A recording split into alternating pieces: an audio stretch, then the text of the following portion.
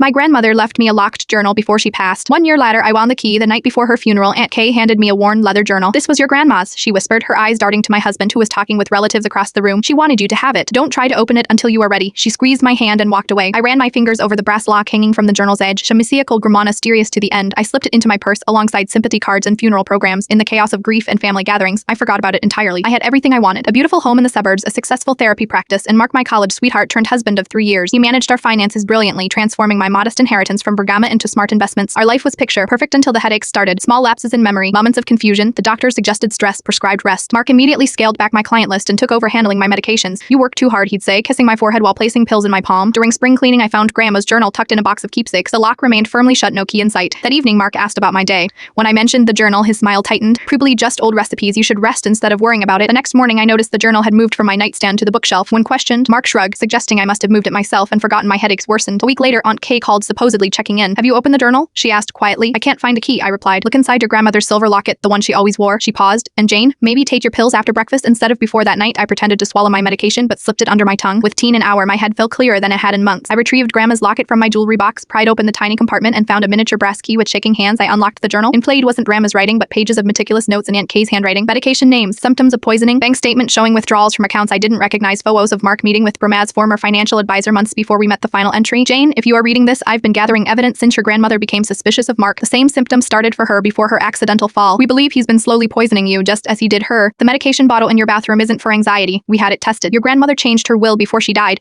The inheritance Mark thinks he's controlling is only a fraction of what's held in trust for you. She knew he'd come after you next. I couldn't tell you directly. Your phone, computer, and home are likely monitored. Call the number below immediately." My mind raced back through our relationship, how Mark had appeared in my life shortly after Grandma's accident, how he'd insisted on handling all my finances, medication, even screening my mail, how my symptoms always improved when he went on business trips. I heard his key in the door. I quickly replaced the journal and called the number Grandma's longtime lawyer. Then I greeted my husband with a glass of his favorite whiskey, pills dissolved inside. 2 weeks later, I sat across from Aunt Kay in a clefairy 3 states away. "I am sorry I couldn't warn you directly," she said, tears in her eyes. "You would have known." I reached for her hand. Grandma taught me her most important lesson without saying a word. Sometimes the prison you can't see is the most dangerous one you'll ever escape. The investigation continues. Mark is in custody, and I've started a support group for survivors of coercive control, because freedom tastes sweetest when you've forgotten its flavor.